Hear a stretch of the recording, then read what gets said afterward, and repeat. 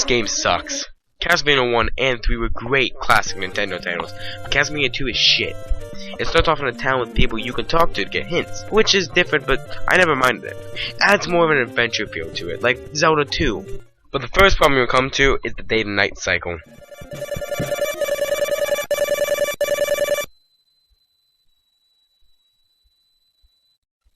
To be honest, I feel like any night is a bad night to be cursed, but really, why does this take so long?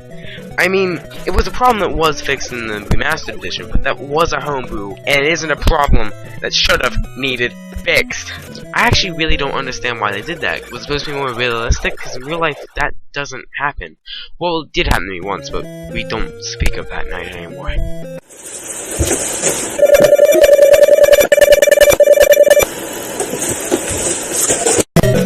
I get why it's night, though. I mean, it's because monsters are harder. You have a curse. Monsters are harder. You know, shops are closed and stuff. It is a cool idea to have a day-to-night cycle. But why it doesn't have to take that long? You could have just had it to where all you had was a clock come up. Done. Oh, and by the way, why do you have to die when you fall in the water? I mean, Simon Belmont, the game before this, just defeated Dracula. But, oh, no, he can't swim. Yeah, did you not know he can't swim? And the worst part is that there are tons of times where you can't even see the water, or the point where there is nothing but water. Yeah, I wasn't joking. This was a real spot. You walk into the next screen, and all there is water and another ledge. So I thought, maybe I can just jump into it. Maybe there's an invisible block. No, there's nothing. You die. It's bullshit. Yeah, and this screen, get used to it. You're gonna see it a lot in this game. All you do is die. So this is one dead end. I have no idea what to do. Well, guess what you gotta do? Open up your thing, equip a red orb or ball or something, and crouch down there and wait for a freaking tornado to come and get ya. That is so stupid. You have no idea how to get this. They could have had a person tell you, oh, by the way, crouch down near the dead ends, blah blah blah. So we get to the castle, and I'm just, you know, with the fire whip you end up getting in the game, it gets so much easier. Really, this is where the game should have started. You should have just started off with like a whip and then, or a fire whip, and then just started. The whip should have done this. Anyways, it's just going up the stairs, and, you know, normal. Basically, it really felt like Castlevania. I had a lot of fun at this part until here in a few seconds, and you'll notice why. As I walk, I fall.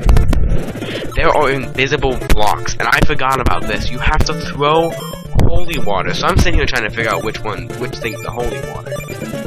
You have to throw holy water on blocks to be able to freaking know if you're gonna walk. This keeps you paranoid for like the rest of the game. So I've gone from both sides of this. Both sides on this freaking castle, and they're both dead ends. I don't even think this is a real castle anymore. This game doesn't make sense. I mean, I started hitting the walls, you can tell. I'm just trying to figure out, maybe there's a book that'll tell me something, but no! Yeah, remember that water we were by earlier that I couldn't get past? Yeah, that is right beside Castlevania. I give up.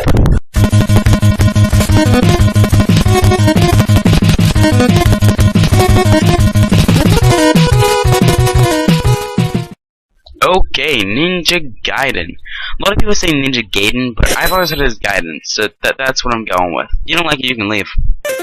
Okay, so in this game, you play as a ninja named Ryu, who is like avenging his father's death, and his father's name is Ken. But it's not the same people from a Street Fighter, but this game is chock full of references. In order to get power-ups in this game, you have to hit lanterns, kind of like how you do in Castlevania, but in this you're a ninja and not a Simon Belmont. There's also a lot of parkour in this game. It's really cool how it works, but it's a little hard to get used to. Once you do, you get it almost every single time. At the end of the first level, you get to a boss fight, and it's not too hard to get through, it just takes a long time. You just have to hang on the wall, jump to the back, and then hit him. Sometimes you get hurt, you have to wait till he really gets to the wall and just starts randomly swinging, but it's not too hard to get past. The only thing is that since it's not too hard, it isn't very rewarding whenever you beat him. I mean, I was pretty excited because it was my second try on hitting him, but really all you have to do is learn the pattern.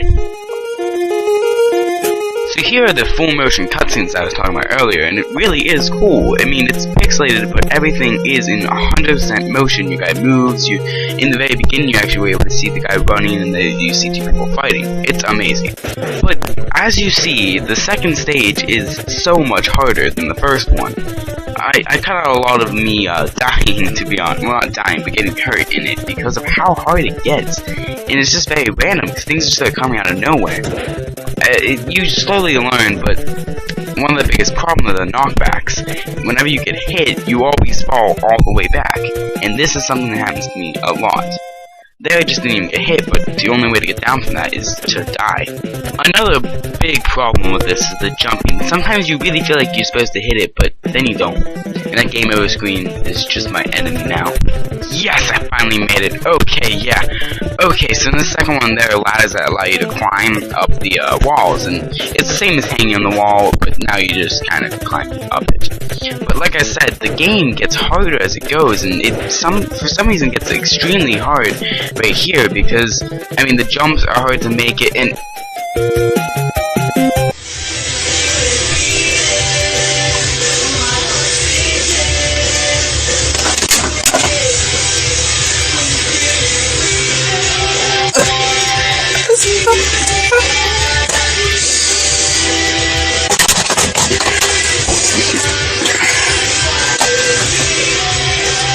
all in all, it was a good game. I'm never gonna beat it. Maybe you will. But I'm just gonna keep this one in my collection.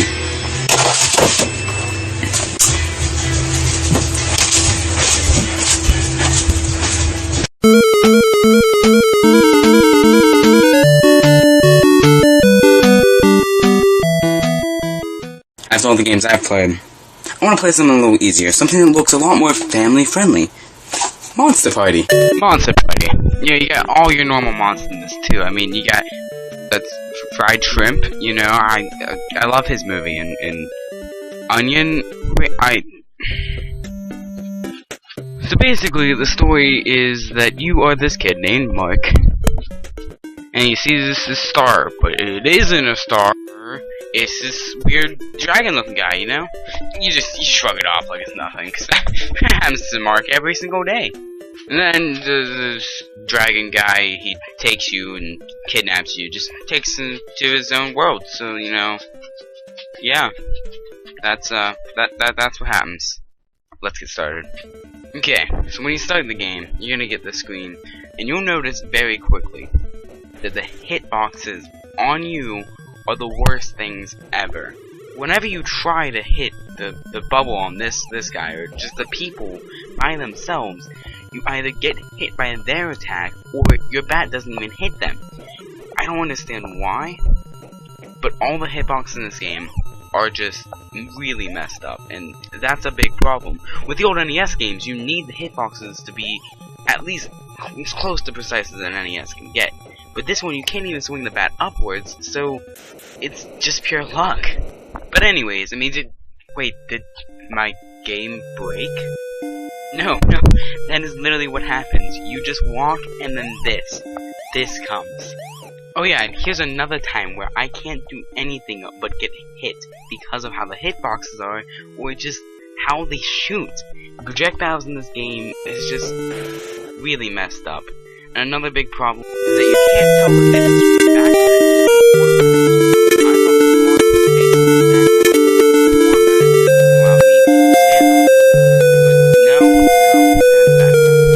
it's seriously, I'm getting hit left and right.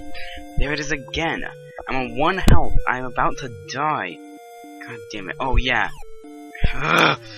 Guess what? When you die, go back to the beginning. I quit.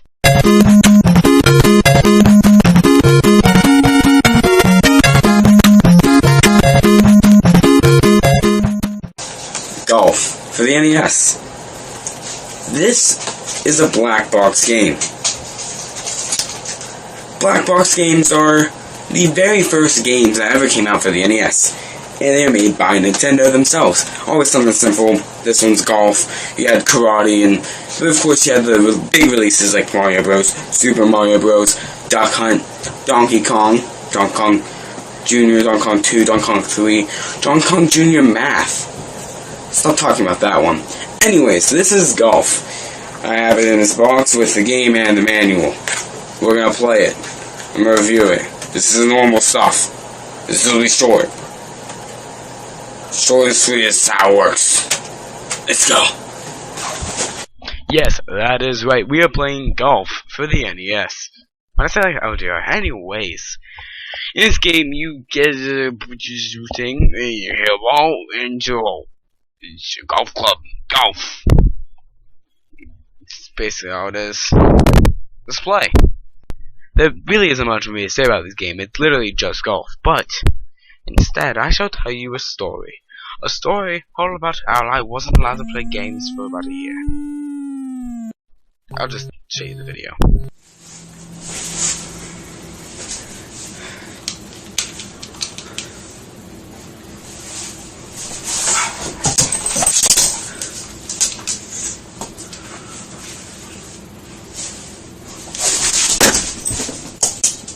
Yeah, like I said, year, no games. Kind of deserved it. I mean, it was $1,000 TV. Anyways, so this game, in it, you hit the B button, do the A button, it's the A button, hit the A button, and it swings, do the back swing, then you hit it again to do the forward swing. And whenever you do the forward swing, where you hit on that little bar is basically where you hit on the ball. So the closer to that little white area is the closer to the middle you get. So you want to hit that white area to get the best. As you can tell, I've never played golf, so I suck. Don't blame me. I've never played golf. Think someone who's never played golf can do a good job at golf? Because it's not how it works. And a lot of the time I was kind of just messing around, seeing how many shots I could do in one match. Yeah. Game really isn't that much fun. I mean, it's one of those things where actually I did want to keep on playing, even though I only needed 10 minutes of video to do this. But you know, I just instead kept playing. It's interesting if you at least enjoy golf a little bit. Never played true golf, only played mini golf. It's a lot of fun. So that's my rambling. All in all, I give golf a to be honest, I'd give it a 10 out of no, I'll give it an 8 out of 10. 8 out of 10 because, I mean, you have to be like golf, and it was you needed the manual to play it. Really, once I did that, I completely understood. Read the manual, and I completely understood how to play this game. It's a lot more fun. But, it did not have any bad, quality or anything, because it was made by Nintendo. So, yeah, first game on this channel that I've done that's a good game. So that's it for this video. Hope you guys enjoyed. Look out for Elder Scrolls. Yeah, I'm gonna play some Skyrim.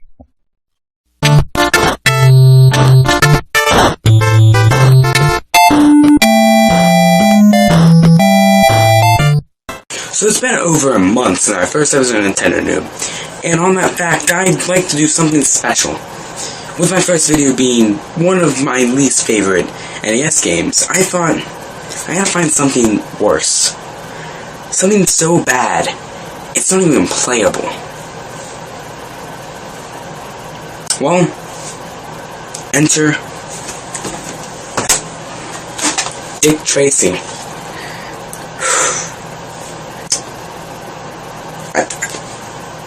Really, this is just an excuse for people kids back in the 90s say dick. That's all it was.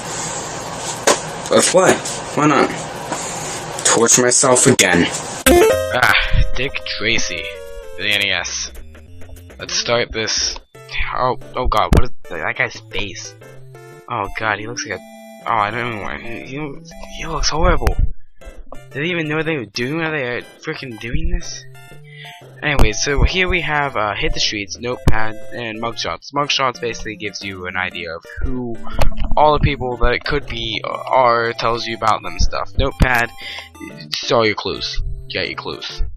That's it. And so we're gonna hit the streets. Yeah. So the first thing you'll notice is it has one of the worst driving mechanics I think I've ever seen. You see, how it works is that it magnetizes you to the right side of the road, but in doing this, it just doesn't feel natural. I mess up a lot, as you can tell, and sometimes you really just can't get the hang of it and think you're going to be driving and you aren't. Oh, wait a second, what was that? What am I getting shot at? Anyways, so apparently you're supposed to go and try to find who's had the... What the heck? You're supposed to find who is taking the, who paid with a bogus dollar. I don't know, it's called a bogus buck. But, so there's a point where you're able to go into, like, buildings, so this one doesn't just won't go in. There's the door, but I can only punch and jump. If I hit up, I just leave. What the heck? Okay, wait, I guess, let's, is it the other door? No, no. Oh, wow, am I Mike Tyson? Now I want to play Mike Tyson Punch Out. Really anything's better than this. I think let's just drive away. Maybe we can find another place to go to. Okay, here we are. So here's another place we can go to. Alright, finally, we actually gotta enter this place. So whenever you're in here, you can punch and jump, and that's about it. You have to basically defeat the main bad guy. It really doesn't make sense, but I don't even understand how the game works. I've only played it many times before. Oh, okay, so you have a handgun also, apparently, and you can duck shoot. That's good. Most games don't allow you to shoot and duck. Man, okay, I wish I knew how to get out of that. Wait a second. You get hit 4 times and you're dead? Wow, it even takes you all the way back to the main screen. We can see this stupid thing again. And go through all of this. Yep, we're at the very beginning. I don't even like this game anymore. I am beginning. I don't want to do this anymore. So apparently those little guys that are shooting me are snipers sitting on the top of the building. The only way to shoot them is if you get out of your car, walk around the screen, and shoot them. But guess what? You can't walk out after you get out of your car. You can't move the screen or anything. All you can do is walk on that one screen.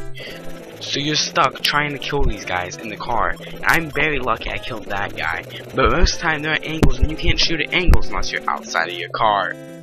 Okay, on to my next place to try to find it. What? Did I just die from crashing?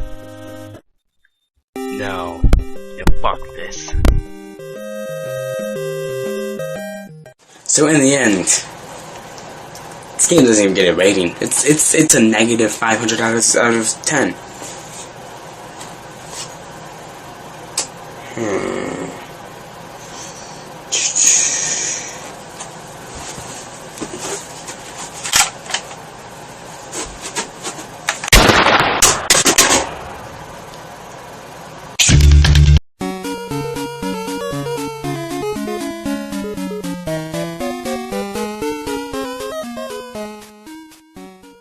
You know, I really love my Nintendo games. I have a whole collection. I just wish I could, you know, play some of them on the go, and even new games on the go. Oh, hey, Nintendo Game Boy. Let's just do a game. Let's just do a game. Krusty Fun. Done. Almost dropped it. Okay, Krusty's Funhouse. Let's start this up. Hello, Krusty, with your very creepy face. Okay, so Krusty's Funhouse is a SNES game and Game Boy. This is on the original Game Boy, which is why it's in black and white. But on the SNES, it was called Super, or Krusty's Super Funhouse. It is completely different from this one, but in this you go from level to level, having to solve sort of puzzles where you get those mice into a machine and then rid them of the place. I only know this after playing. You'll see what I mean by rid them of the place. So here we are. I'm about to put them into the machine, and Oh God! Look at his face though. He looks so happy. He's like, I'm murdering all these animals. Every level is really the same though. You just have to get the mice to the machine and murder them. Just as Krusty the Clown does. Really, it's not that bad. I mean, for being a handheld, it definitely kept me interested. And me playing it on my computer, since, you know, it's a lot easier to record on the computer. I'm gonna admit it, I used an emulator for it. But, it just... I don't know. It's not a complete game, and I'm glad that I don't own it on the NES or SNES. Of course, in the SNES, it is very different, and I hope has different varieties.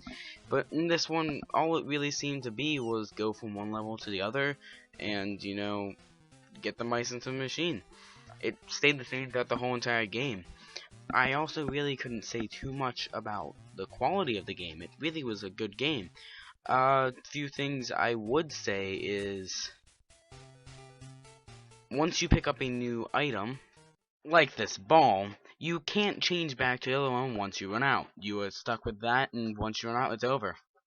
I really have been trying to find another bad thing to say about this game that isn't the normal stuff, like music loops, or, you know, I don't know, there's not as much animation as there would be in some of the other games, or just stupid things that almost every Game Boy game has a problem with.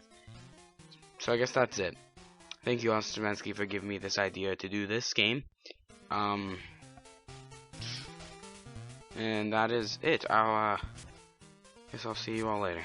He's gonna take you back to the past to play the shitty games that suck ass. He'd rather have a buffalo take a diarrhea dump in his ear. He'd rather eat the rotten asshole of a roadkill skunk and down it with beer. He's the angriest gamer you've ever heard. He's the angry Nintendo nerd.